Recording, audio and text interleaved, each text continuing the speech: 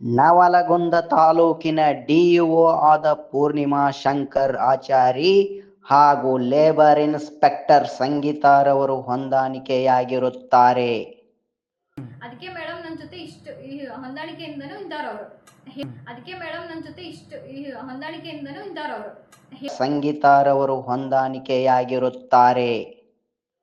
ಪೂರ್ಣಿಮಾ ಶಂಕರಾಚಾರ್ಯರವರು ಸರಕಾರಿ ID card ಅನ್ನು ಬಳಸಿಕೊಂಡು ಬಡ ಕಾರ್ಮಿಕನಿಂದ ಲಂಚ ಪಡೆದಿರುವುದು ಖಚಿತವಾಗಿದೆ. ಇವರು ಮೇರು ಇನ್ಫೋ ಸೊಲ್ಯೂಷನ್ಸ್ ಎಂಬ ಹೊರಗುತ್ತಿಗೆ ಏಜೆನ್ಸಿಯಿಂದ ಕೆಲಸ ಮಾಡುತ್ತಿರುತ್ತಾರೆ.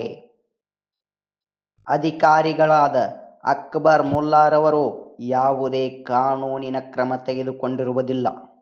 ಸಂಬಂಧಪಟ್ಟ ಎಎಲ್ಸಿ ಕೂಡ ಇನ್ನೂ ಎಚ್ಚರವಾಗಿಲ್ಲ.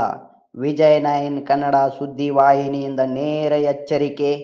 ಎಎಲ್ಸಿ ಡಿಎಲ್ಸಿ ಕಮಿಷನರ್ ಅವರಿಗೆ